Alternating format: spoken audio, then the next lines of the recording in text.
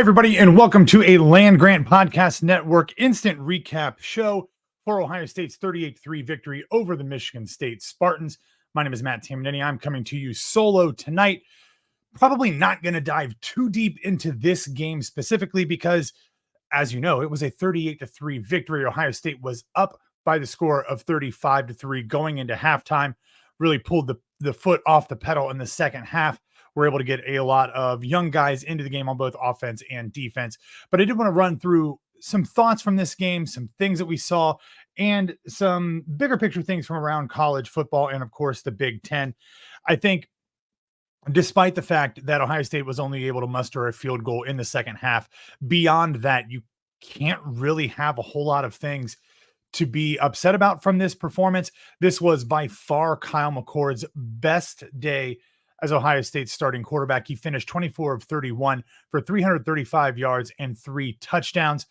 He just looked calm and confident and under control. I do wonder if perhaps he is starting to either get more accustomed to dealing with his ankle injury, or maybe it's just getting better. We know he's injured it multiple times this season, starting first all the way back in week 4 against Notre Dame. But he just looked calm in the pocket, which is something that has not been the case. We have seen him kind of rush to get rid of the ball, almost sensing pressure when there wasn't actually anything there. He was under control today. And a lot of that does have to do with the fact that I think the offensive line did a great job in pass protection.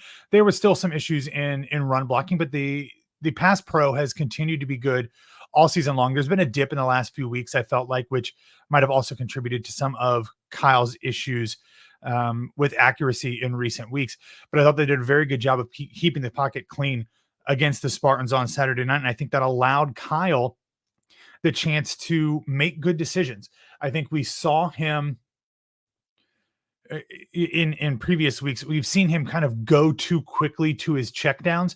And while he did dump the ball off a number of times to whether it was Cade Stover or Trevion Henderson, it seemed to be after he had exhausted all of his options, more so today than it had been in either of the games or in any of the games earlier in the season. So Kyle McCord, great day. Got out basically, I think at the I'm not sure. I didn't take it down in my notes. I don't know if it was at the end of the third quarter, the beginning of the fourth quarter. He left. Lincoln Keenholz, true freshman from South Dakota, got in. This was probably the reason why Kyle stayed in as long as he did. I think Ryan Day, in a different situation, would have liked to have gotten either Devin Brown or even Tristan Gebbia in the game. But as we've talked about on podcasts and in articles here over the last couple of weeks at Land Grant Holy Land and the Land Grant Podcast Network, Devin Brown has been injured. He got hurt trying to score a touchdown against Penn State. He has not been back in a game ever since then. And Tristan Gebbia did not warm up at all last week against Rutgers. So I don't think that Ryan Day feels super comfortable about putting a true freshman quarterback like Lincoln Keenholz into the game in anything like a pressure situation. So that's probably why he allowed Kyle in longer than pretty much any other starter on offense outside of the line. But I was glad to see Lincoln get in, threw the ball a couple times, had one really, really nice ball that did not end up getting caught. That would have been a touchdown, I think. So nice to see that. And coming off of the day today in college football, and especially in the Big Ten, I'm going to ask this question, and it's going to sound, or maybe not, but I think for many people, it'll sound knee-jerk reaction to be hyperbolic and a little crazy and a little insane. But is Kyle McCord the best quarterback in the Big Ten? I think he is. And that's coming from somebody who has been very open about the fact that I think that he has shortcomings. But when you look at the numbers, they are, I don't have updated stats from today's game for everybody in the Big Ten, but let's just look at the 2 top quarterbacks. You've got, well, even top 3 for that matter. Kyle McCord threw for 335 yards today. In a game between Michigan and Penn State, Drew Aller and J.J. McCarthy combined for 130 yards. J.J. McCarthy was 7 for 8 for 60 yards, and Drew Aller was, I don't know what his numbers were, but he finished with 70 yards passing. And you can say that was a much different game. Obviously, the defense of those teams is much better than Michigan State's. But if JJ McCarthy is a legitimate Heisman Trophy candidate, as everybody from Ann Arbor is trying to tell us that he is, and even Vegas had him as the betting favorite at one point not too long ago, you don't take the ball out of his hands completely in the second half. And I know Michigan fans were in our mentions earlier today saying that that's actually a good thing when you don't have to throw the ball in the second half of a game. And while sure, if you need to adjust because the offensive line, especially the right guard, is a turnstile and the opposition is getting a ton of pressure on your quarterback, yes, makes total sense to run the ball more than you throw it. But you cannot tell me with a straight face in any objectivity whatsoever that if you legitimately think that you have the best quarterback in the country, which is what you're saying, if you think that he's a legitimate Heisman Trophy candidate, and Jim Harbaugh has said that he thinks that JJ McCarthy is, or at least could potentially be, at the same level of Andrew Luck or Tom Brady, you don't say you're not throwing the ball in the second half. That's not how this works. Even if you do go 75-25, you let him throw the ball at least once. So I think it is very clear that the Michigan staff does not trust JJ McCarthy to win games for them. And maybe in a different defensive situation, that'll be the case. But if they don't think that they could throw against Penn State to win the game, I got to tell you something. Like, Ohio State's defense is better than Penn State's, and their secondary is better than Penn State's. We will see how the running game does against Ohio State's defensive line and linebackers, especially if Tommy Eichenberg is not back 100%, although I have a sneaking suspicion that he will be. We'll talk about that here in a second. But I think Kyle McCord is the best quarterback in the Big Ten, and he is not obviously anywhere near what Justin Fields or CJ Stroud or Dwayne Haskins or even JT Barrett was quite yet. But this was his best game. And I think it is safe to assume that a lot of that had to do with the competition. But I also think that as guys are getting healthy, as his weapons are getting back to full strength and in the rotation, that you are starting to see progress. That has been the issue for me with Kyle McCord all season, is that we aren't seeing progression from game to game. We have seen it from the first half to the second half. This was the first time really that I felt like he came out and was firing on all cylinders throughout an entire first half. Obviously, we know that he hit 11 straight to start the game against Rutgers last week, but they were very, very short passes and wasn't anything interesting, and it kind of went downhill from there. But he looked great, and I think this was the progress we wanted to see. He looks healthy. He looks confident. He looks calm in the pocket. And will that continue against Minnesota? Probably. I mean, I think last I saw, Minnesota was kind of getting boat raced by Purdue, so take that for what it's worth. Will that continue to happen in the regular season finale on the 25th of November? Probably not, just because the defense is going to be much better. So he's going to have to do more against quality defenses. So I can't imagine that he's going to be 24 for 31 for 335 yards and 3 touchdowns.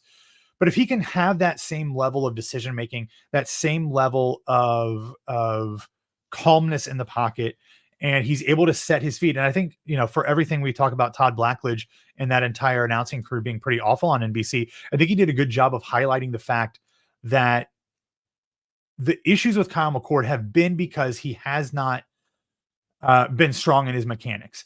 When he is strong in his mechanics, he is able to make the throws that you need for an Ohio State quarterback to make. We saw early in the season where balls were floating a lot, and a lot of that had to do with the fact that he was throwing off of his back foot. He was anticipating pressure, even though sometimes it was not there. He was falling backwards, balls were floating. And, that wasn't the case against Michigan State. He was stepping up in the pocket. He was staying, inside himself and with his mechanics. So I think that has to be a very positive thing for the Buckeyes moving forward. If he can continue that up, if he can play anything similar to this against better competition against Michigan, and then in the college football playoff, I think that Ohio State is a legitimate national championship contender. And had Georgia not absolutely bludgeoned Ole Miss, I probably would be saying Ohio State's the national championship favorite. I still might, but Georgia looked really good. I had that on the second screen. Georgia looked really good against Lane Kiffin's Rebels on Saturday night. So I might not jump to that conclusion just yet, but this was encouraging. The other thing that's encouraging is the fact that Marvin Harrison Jr. is on the Ohio State team. He is still wearing scarlet and gray. What about those uniforms? What do you think about the uniforms? I am not a uniform guy. I generally don't care, but I thought they looked pretty good. But I said it on a podcast earlier this week, and I think not that what I was saying was a super unique thought, but it was pretty clear early on that Ryan Day wanted to make sure that Marvin Harrison Jr. was intimately involved in the offense early on.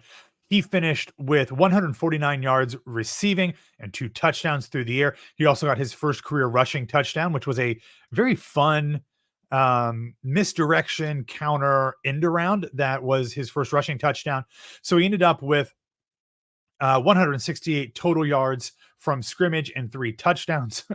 Pretty good. That is on 9 targets and 1 carry.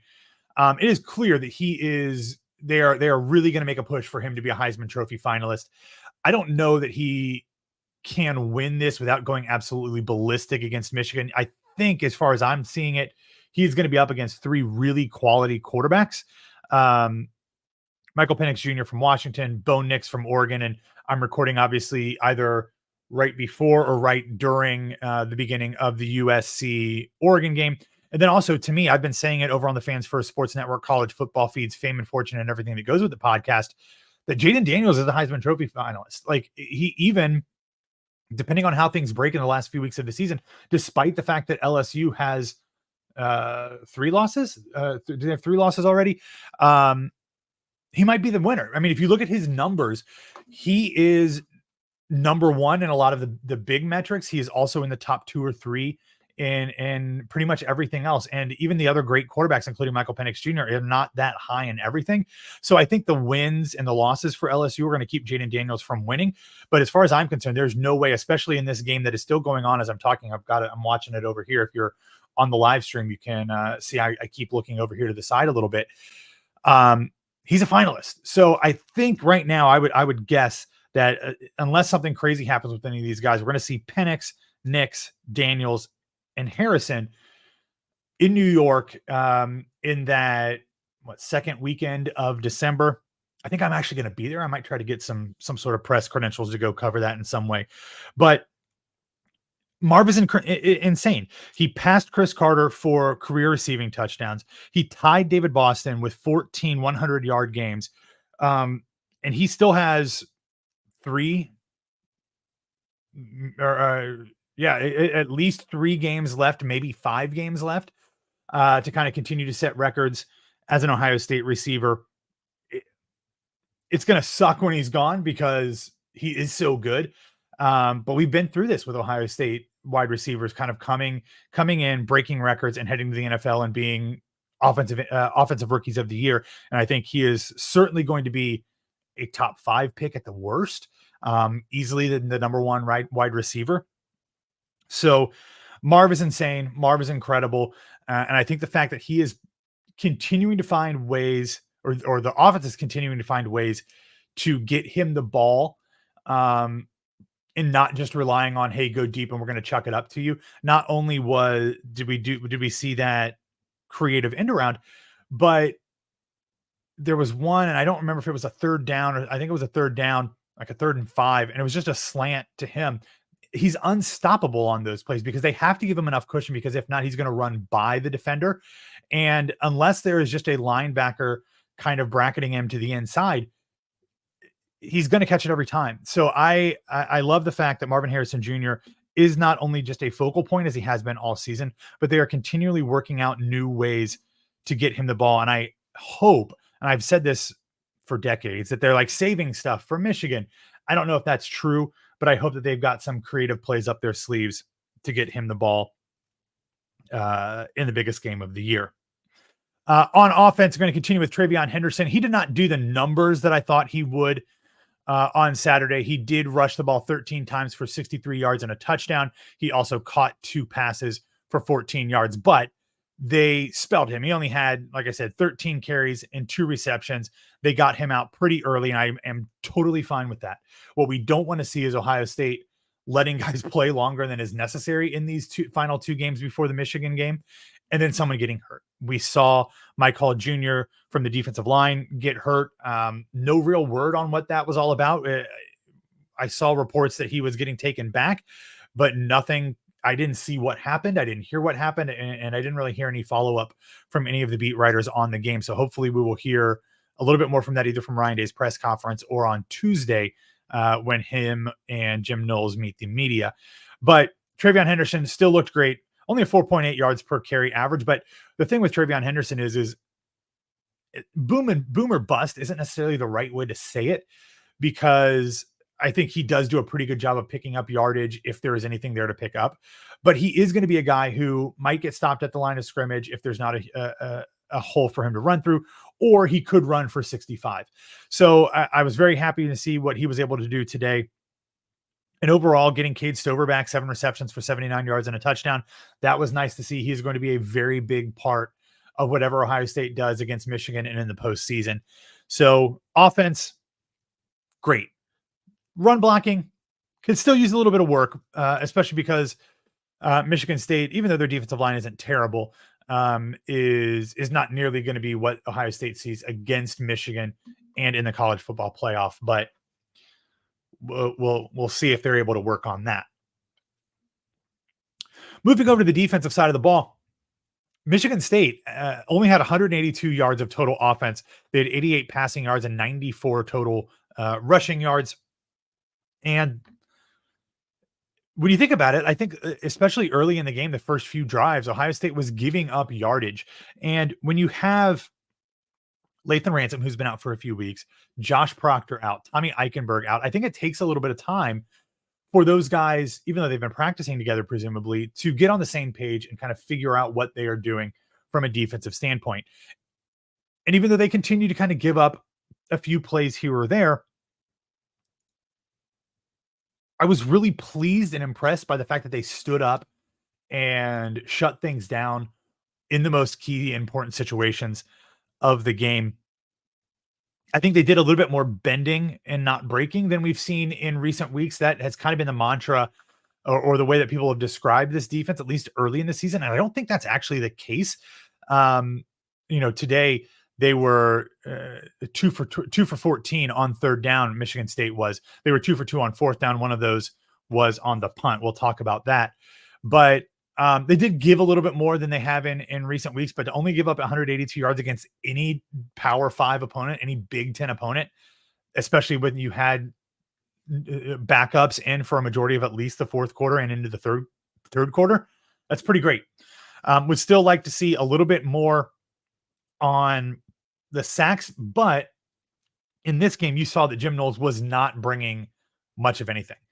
We saw a couple blitzes here or there, but he was primarily allowing his front four to generate as much pressure as they could, and then just having everybody else stay back. And that's probably has to do with the fact that, two of the three-ish starting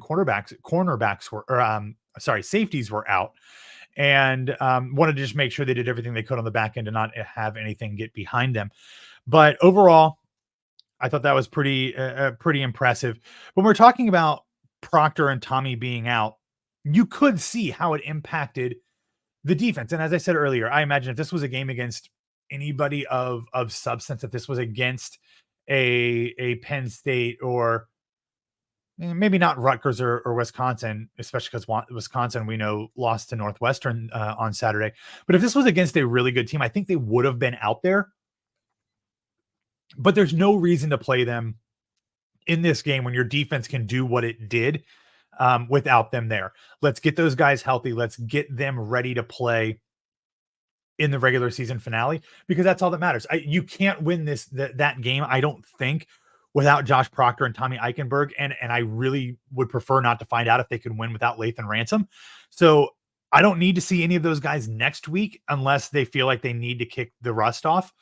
If it is better for their recovery to not play against the Gophers next Saturday at 4 p.m., so be it. Totally fine with that.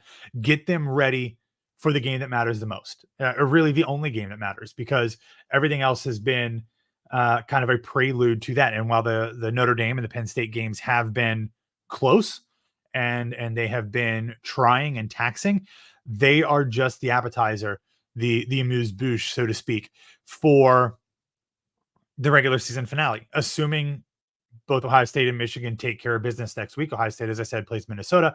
Michigan plays Maryland. Whoever needs to take time off next week, I'm fine with. Sorry. I would prefer to get, as much reps with the offense as a whole as you possibly can. But if Emeka Egbuka was back, he only had 1 reception on 5 targets for 12 yards. If he needs to take a little bit more time, so be it. I would prefer them all in there, but you do what you have to do to get everybody ready for that Michigan game. We've talked about offense a little bit, talked about defense a little bit. Let's talk about special teams. They are atrocious. They are terrible. There was at least 3 plays on special teams that just can't happen.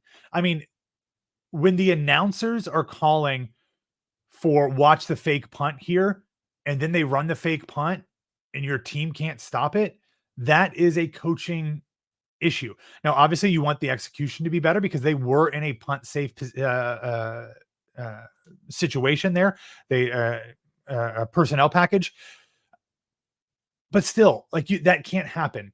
And then there was I forget what the second one was, but there was there was a missed field goal later on, and that was the third one. The second one was they had to actually take a timeout on a punt because they only had 10 guys out there. They had to they had to run on another blocker to make sure that they didn't get it blocked deep in their own territory.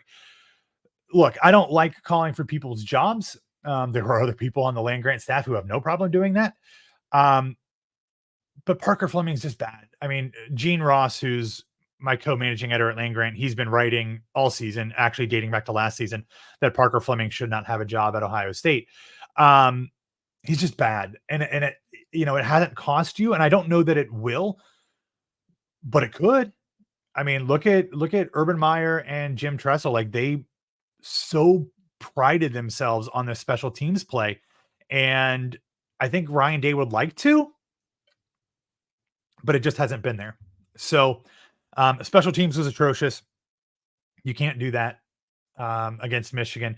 I mean, we saw that against both Michigan and Georgia last year. It came back to bite them. In Georgia, you could actually say that, one field goal could have spelled the difference between Ohio State ending the game or ending their season on a loss or ending the season picking up a trophy. Michigan, I think there's a lot more going on in that game beyond like the fake punt of it all. But that has to get better. I don't know how it can, though. I just don't. I don't know. If you're watching on there, I'm just giving the shrug emoji. But it's not ideal. There needs to be something figured out there. I did like the fact that I mentioned that Lincoln Keenholz got in, but not only did he get in, we saw Evan Pryor in the backfield, Carnell Tate, who has played more than most of the other true freshmen. Jelani Thurman, dude, he looks like a load.